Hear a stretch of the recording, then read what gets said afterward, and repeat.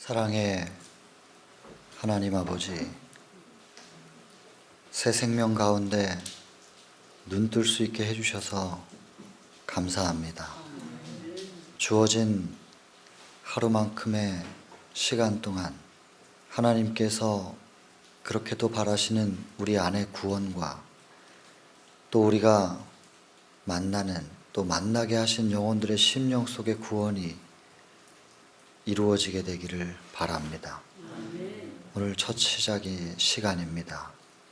이 시간에 약속하신 성령 간구하오니 부어 주옵소서. 오직 성령이 임하시면 구원을 맛보게 될 것입니다. 우리를 사랑하시는 대로 응답하실 줄을 믿으며 예수님 귀하신 성으로 간절히 기도드립니다. 아멘. 하늘 가는 정로에 대해서 우리 시작을 한번 해볼게요. 오늘부터 13단계 가는 건데 첫 번째 단계는 실은 여러분들에게 며칠 동안 계속 반복적으로 말씀드렸던 그 내용이기는 해요. 여러분, 제 선생님 얘기 해드렸죠? 봉숭아물 드려본 적 있냐고 저한테 말씀하셨던, 제가 하늘 갈 때까지 잊어버리지 않을 것 같아요. 그 충격을 그 한마디씩 툭툭 이렇게 던져놓고 뭘 답도 안 주고 그냥 던져놓고 지나갔는데 그게 그렇게 머릿속에 오래 남아요. 봉숭아물 드려본 적 있느냐? 예, 있다고 어렸을 때 별 생각 없이 대답하죠. 굉장히 가벼운 질문 같으니까. 그런 적 있다고. 어떻게 합니까? 물어봐요. 나이가 어려도 또 그분이 말을 안 놓으세요. 어떻게 합니까? 아니 뭐 봉숭아잎 따가지고 이렇게 빻아가지고 올려놓으면 되는 거 아닙니까? 그렇습니다. 잘 알고 계시네요. 그렇게 하세요. 봉숭아물을 드리라는 거야? 그런 생각이 드는 거죠. 지금 이 나이에 남자가. 근데 그게 아니잖아요. 그렇게 하라고 가만히 생각을 해보니까 봉숭아잎은 봉숭아 줄기에서 떨어져야 돼요. 예수께서 하나님과 함께 계셨던 분이죠. 말씀드렸지만 요한복음 1장 1절에 말씀이 하나님이라 그랬고요. 말씀이 하나님과 함께 계신다 그랬고 그 말씀이 육신이 되어 이 땅에 오셨다 그랬습니다. 14절에. 그러면 예수님의 정체는 도대체 무엇일까 생각을 해보건대 이거예요. 사람은 자기가 생각을 하는 거, 자기의 마음에 담고 있는 것을 말로 표현을 해요. 그죠?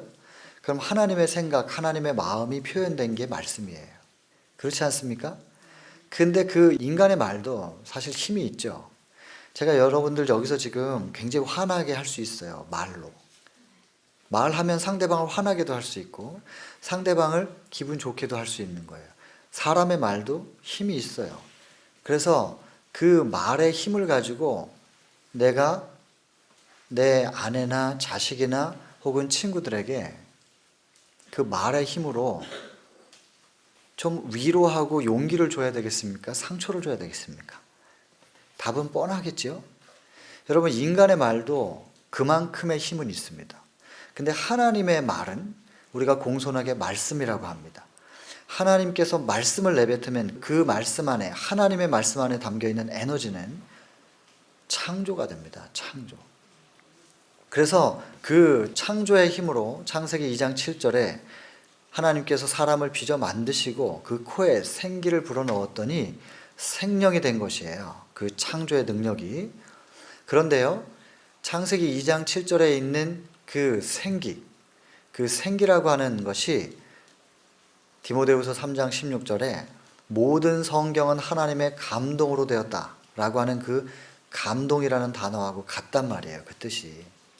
그러니 흙 덩어리에다가 불어넣은 그 창조의 능력, 그 생기가 지금 어디에 있습니까? 말씀 속에 있습니다. 모든 성경은 하나님의 감동으로 됐다. 성경 안에 담겨 있는 것입니다. 그러니까 그 성경 안에 담겨 있는 창조의 능력을 믿고 그 말씀을 우리가 마음속에 새기면 그 창조의 능력이 내 안에 들어온 거거든요. 그럼 우리는 무엇을 경험합니까? 재창조를 경험하는 거죠. 다시 한번 창조를 경험해요. 그때에서야 우리가 거듭날 수 있는 거예요.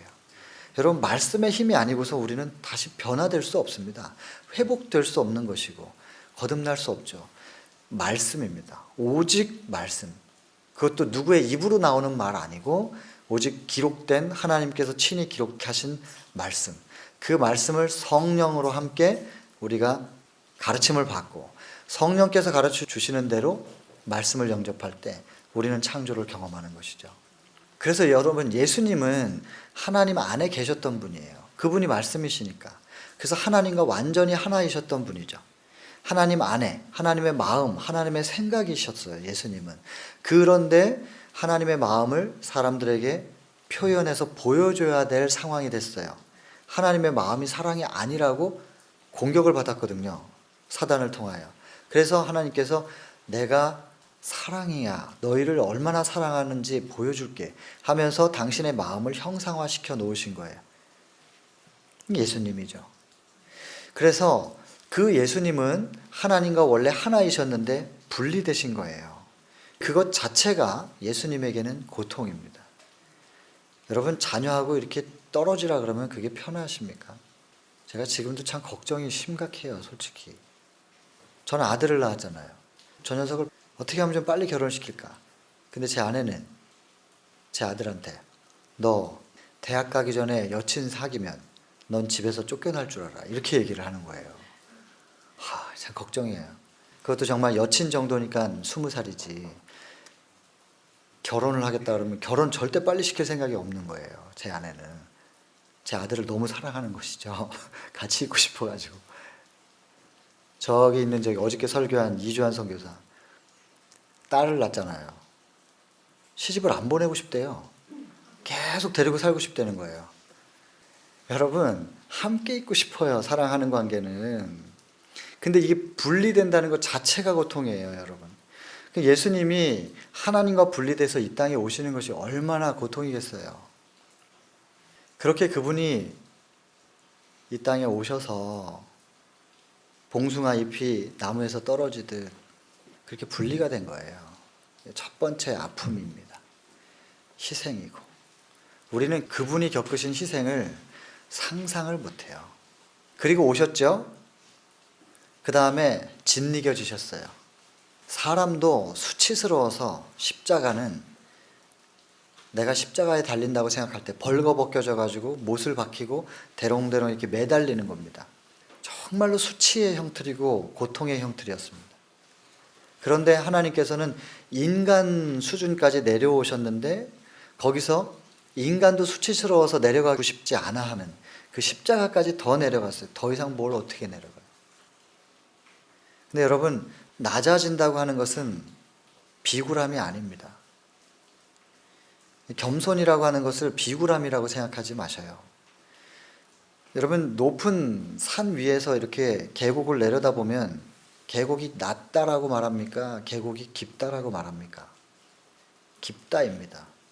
물이 깊은 것입니까? 낮은 것입니까? 바다 깊잖아요. 저 밑에 있는데 그걸 낮다라고 표현하지 않고 깊다라고 표현해요. 깊어야 품을 수 있고 깊어야 담을 수가 있잖아요. 백두산 뚝 뛰어가지고 태평양에 던지면 어떻게 될 것 같아요? 원래 지구가 다 물로 덮여 있었어요. 그만큼 물의 양이 많아요. 산 뛰어가지고 던지면 꾹 잠기고 말아요. 그것 때문에 해수면은 좀 높아지겠지만 그만큼 깊어서 그래요. 깊어서 산이라도 담을 수 있는 거예요. 낮아진다고 하는 것은, 겸손하다고 하는 것은 비굴함이 아니고 광대해지는 것입니다. 그래서 호수에다 돌 던져보세요. 파장이 얼마나 막 일어나는가. 바다에다 돌 던져보세요. 꿀꺽하고 그만이지. 여러분, 예수님은 철저하게 낮아지셨고 겸손한 분이지만 우리에게 그것을 통하여 비굴한 모습을 보이신 게 아니고 넉넉한 모습을 보이셨습니다. 그래서 예수 그리스도를 향하여 비난의 돌이 날라왔을 때, 비난의 말, 침뱉음, 그것이 날라왔을 때 그분이 전혀 동요하지 않았다고 기록합니다. 그분의 표정은 동요 없이 그것을 넉넉하게 받아들이는 분이었어요. 그것이 비록 침뱉음을 당하고 있으나 비굴해 보이지 않을 수 있는 것입니다. 침뱉음을 당하니까, 모욕을 당하니까 저 사람이 참 불쌍해 보이고 그래야 되는데 예수님은 침뱉음을 당하면서도 너무나 당당하고 넉넉하게 그것을 소화해내고 계시는 것이죠. 그것이 진정한 겸손이고 낮아짐입니다. 그래서 낮아짐이라기보다는 기품이라고 표현해야 됩니다. 기품. 십자가를 통하여 진리겨지는 희생을 치르신 것이죠. 하나님과 분리되는 희생과 이 땅에 오셔서 십자가에서 못 박히는 마치 봉숭아의 피 진리겨지듯이, 그리고 예수께서 피를 흘리신 것, 그 봉숭아 잎에서 붉은 물이 진리기면 빻으면 물이 나오는 것처럼 그렇게 예수님은 피 흘리셨습니다. 그리고 봉숭아 물을 드릴 때는 마지막 단계가 있습니다. 그렇게 빻아서 붉은 물이 나오게 된 그것을 어떻게 해요? 내 손톱 위에 올려놓고 이것이 비닐로 감쌉니다. 감싸는 이유가 무엇입니까? 감싸서 실로 고정시켜 놓잖아요. 왜요? 그렇죠. 이 붙여놓은 게 떨어지거나 다른 데로 옮겨지지 않도록 딱 이 손톱 위에 고정되어 있을 수 있도록 딱 이렇게 싸서 묶어 놓는 거예요. 그리고 나서 시간이 필요해요. 물이 들려면 그 올려져 있는 시간이 필요합니다. 그 일정한 시간이 지나고 나서 비닐을 벗겨보면 물이 싹 들어있죠. 화려하진 않습니다. 반짝거리진 않은데 은은한 것입니다. 그래서 천연계도 하나님께서 그렇게 말씀하셔요. 화려하게 빛나지는 않아요. 천연계가. 그런데 햇빛을 받으면 빛이 나죠. 그리고 나 혼자 빛나지는 않아요. 그런데 이것이 아우러지면 그 색의 조화라는 게 있어요. 그게 참 아름다운 것이거든요. 근데 정로의 계단이라는 책이 있어요. 그 책에 보면 10장에 하나님을 아는 지식이라는 제목인데요. 보면 천연계를 한번 보라. 그 천연계는 빛나는 아름다움과 화려한 아름다움은 없다. 그러나 그들의 은은한 아름다움, 그리고 함께하는 아우러짐, 어우러짐의 그 아름다움 속에서 그것을 바라보고 그 천연계 가운데 있으면서 우리의 품성이 천연계의 그 은은한 아름다움을 담기를 하나님은 바라셨다. 이렇게 기록되어 있습니다. 근데 그 천연계의 그 은은한 아름다움이 하나님의 품성을 거기다 담아두셨다 그러잖아요. 로마서 1장 20절. 창세부터 그에 보이지 않는 것, 곧 뭐냐면 첫 번째 영원하신 능력과 창조의 능력과 신성을 그가 만드신 만물에 담아 알게 하셨나니 핑계치 못할 것이다. 하나님이 살아계시지 않다고 핑계치 못하고 하나님이 어떤 분인지를 나는 몰랐다고 핑계치 못할 것이다. 옆에 알 수 있는 방법을 이렇게 주셨는데 선택하지 않고 시선을 돌리지 않았을 뿐 핑계할 수 없다. 하나님께서 창조하신 만물에 하나님을 담아두셨습니다. 그것을 담기를 바라셨다. 제가 오늘 표현하는 이 봉숭아 물로 얘기한다면 물들기를 바라시는 것입니다. 그런데 이것으로 물이 들려면 시간이 필요하다는 겁니다. 여러분, 이제 저희 선생님께서 저한테 말씀해 주셨던 이 봉숭아 물 그렇게 하세요 했던 이것이 나중에 지내고 보니까 이게 구원의 도의 첫 발자국이면서도 모든 구원의 도를 압축시켜 놓은 핵심이더라고요. 여러분, 예수 그리스도는 그분의 빛이 있습니다. 그분으로부터 발산되는 그 빛은 오직 사랑입니다. 그분의 품성의 빛입니다. 사랑의 빛입니다. 그래서 우리는 우리 스스로는 절대로 사랑을 할 수가 없는 존재입니다. 왜 그렇게 됐는지 아세요? 우리가 스스로 왜 그렇게 사랑할 수 없는 존재가 되었는가? 그 역사가 창세기 3장에 있어요. 창세기 3장에 보면 1절에 뱀이 가장 간교하더라 그러잖아요. 하나님께서 뭘 간교하게 창조하셨겠어요? 원뜻이 뭐냐면 원문은 지혜롭다 그 말입니다. 지혜롭다. 그런데 그 뱀을 사단의 표상으로 보고 기록하는 사람들이 사단에 대한 그 좀 감정이 그 뱀에 대해서 실려가지고 간교하다 이렇게 표현이 됐지, 원뜻은 지혜롭다 이 말입니다. 가장 지혜롭게 창조된 뱀을 사단이 그의 모양으로 하와를 유혹하는 장면이 나옵니다. 이 동산에 있는 모든 나무의 실과를 너더러 먹지 말라고 하시더냐 했더니 하와가 아니 다 먹어도 된다 하셨다. 근데 요것만 먹지 말라 그랬어. 왜? 창세기 2장 17절. 먹으면 정령 죽으리라. 그래서 사실 이 죽으리라라고 하는 이 단어도 좀 우리가 풀어야 됩니다. 아담과 하와는 죽음을 본 적이 없어요. 죽음에 대한 개념이 없기 때문에 죽으리라라고 말하면 아담과 하와는 이해를 못하죠. 죽는 게 뭐예요? 그렇게 얘기할 거예요, 아마. 어린아이처럼. 근데 그걸 기록한 것이 BC 1500년 모세에 의해서 기록됐기 때문에 모세는 죽음을 알죠. 그러니까 죽음을 알고 있는 사람들에게 다가가는 언어로 그 단어를 쓴 것이지 아담과 하와에게는 죽음이라는 표현을 하지는 않으셨을 거예요. 그건 좀 나중에 얘기하고, 정령 죽으리라 한 그것을 창세기 2장 17절에 하나님께서 말씀하신 것을 하와가 이제 똑같이 얘기한 거예요, 뱀에게. 그랬더니 창세기 3장 4절 뱀이 뭐라 그래요? 결코 죽지 아니하리라. 결코 죽지 않는다. 사람은 죽지 않는다 라고 말하는 것은 사단의 소리입니다. 하나님은 죽는다 하셨습니다. 근데 죽지 않는다는 것은 사단의 말이에요. 잘 기억해 두세요. 어디서 죽지 않는다는 얘기 들리면 이거 사단이는데, 창세기 3장 4절 그걸 떠올리셔야 되는 거예요. 아시겠죠? 자, 그래서 결코 죽지 않는다. 그러면서 근데 하나님께서 왜 너희들한테 이것을 먹지 말라고 하셨는지 한번 생각해 보자 이거예요. 뱀이. 그러면서 뱀은 자기가 말을 한다는 거죠. 뱀이 말을 해요? 뱀이 말을 못 하잖아요. 뱀이 말을 못 하는데 지금 말을 하고 있잖아요. 그러면 창조 때 뱀은 말을 할 수 있었나요? 이 말을 통하여 하나님과 교통할 수 있는 것은 사람밖에 없었어요. 사단이 이걸 설명을 해요. 그래서 오해를 만들어냈어요. 오해를 만들어내니까 딱 6절에 사단의 말을 듣고 나니까 하와가 보니까 이게 먹음직하고 보암직하고 지혜롭게 할 만큼 탐스럽기도 하다 하면서 먹고 싶은 유혹이 생겨버렸죠. 그리고는 그걸 자기도 먹고 자기 남편에게도 줍니다. 먹고 나자 첫 번째 나타난 게 창세기 3장 7절에 빛의 옷이 사라졌잖아요.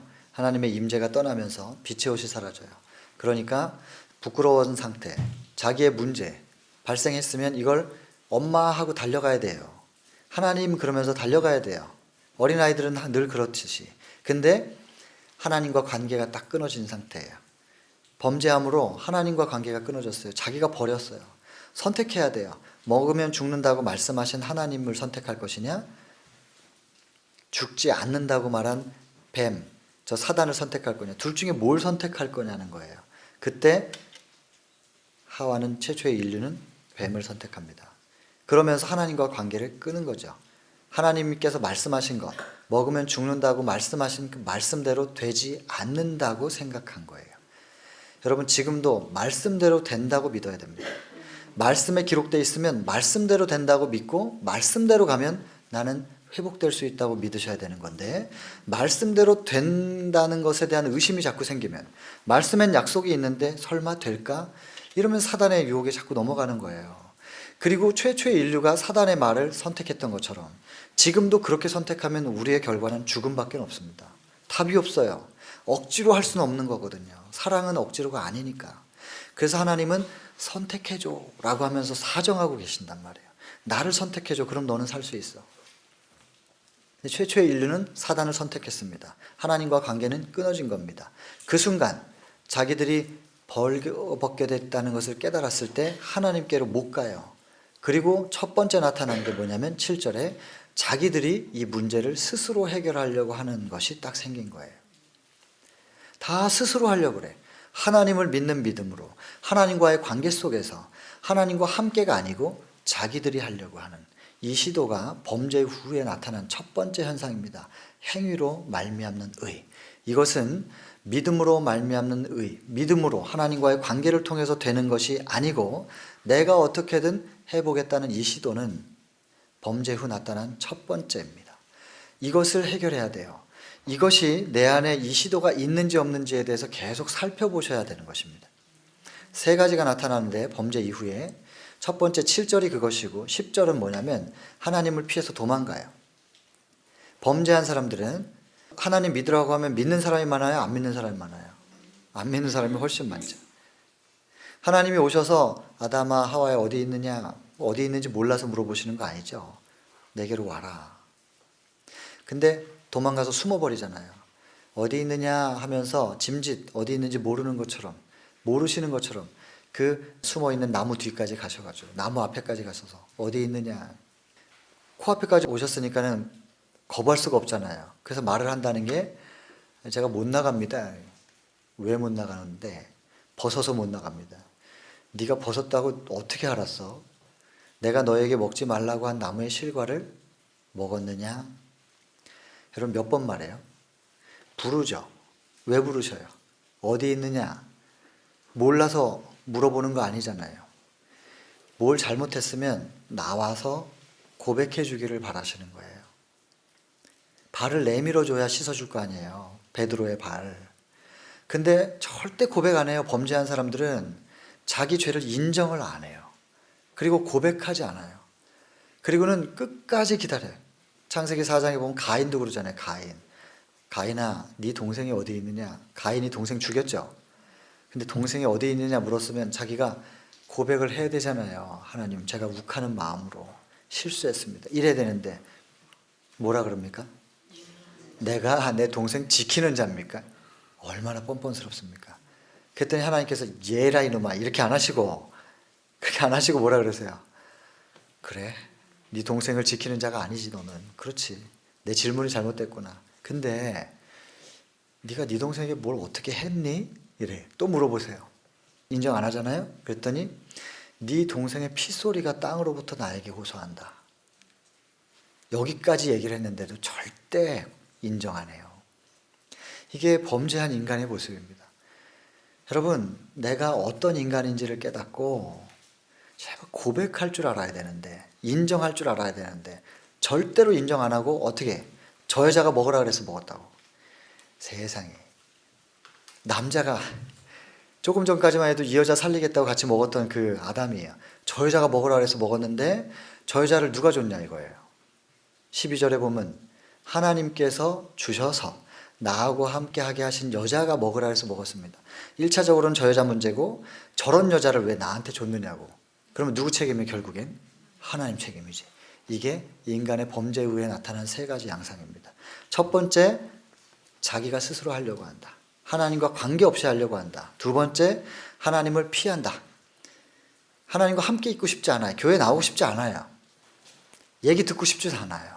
세 번째, 인정하지 않고 계속 변명하고 자기의 죄를 누군가에게 떠넘기는 것. 이건 결국 뭐가 깨진 거냐면 사랑이 깨진 거예요. 하나님을 향한 사랑, 사람을 향한 사랑. 사랑이 깨지니까 전부 이 세 가지 현상이 나타난 거예요. 근데 사랑이 그럼 왜 깨졌어요? 사랑이신 하나님과 분리되니까. 그래서 로마서 6장 23절에 죄의 싹은 뭐라 그래요? 사망이라 그러죠. 하나님은 사랑이시고 하나님은 생명이세요. 하나님과 분리가 되니까 우리는 사랑이 깨졌고 사랑이 깨짐으로 우리는 하나님과 분리된 현상 중에 또 하나 죽을 수밖에 없게 된 거예요. 하나님이 생명이니까 하나님과 연결되면 우리는 다시 삽니다. 하나님과 연결되면 우리는 사랑할 수 있습니다. 하나님과 분리되면 사랑이 깨지고 우리는 죽을 수밖에 없는 거죠. 단순하지 않습니까? 복잡하지 않아요. 굉장히 단순해요. 여러분 하나님과 분리되자 나타난 첫 번째 현상, 자기가 스스로 하려고 하는 이것을 해결하는 길이 무엇이냐면 오늘 주제인 것입니다. 그게 뭐냐면 예수 그리스도가 다시 우리 마음문 앞에서 두드리고 계시니 여러 번 반복해서 불어 말씀드리는 거예요.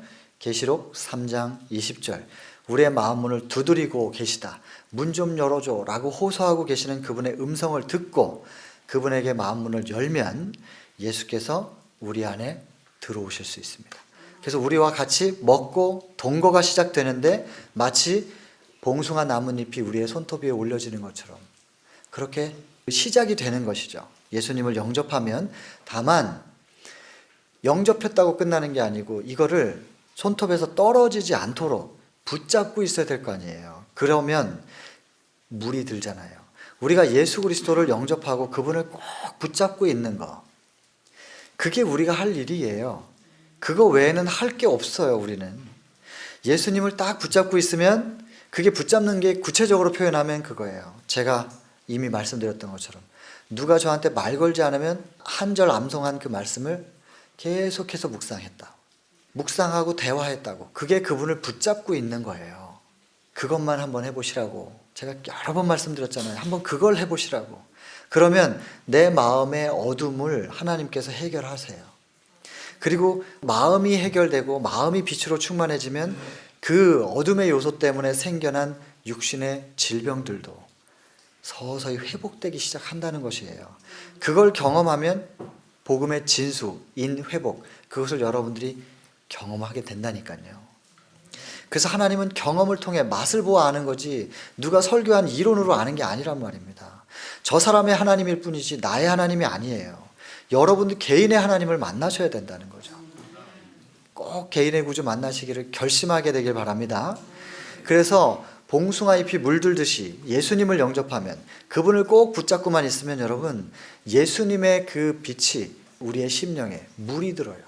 그리고 저 사람 한 10년쯤 지나 보니 아내가 당신 참 많이 달라졌어, 이러면 신앙 제대로 해온 거예요.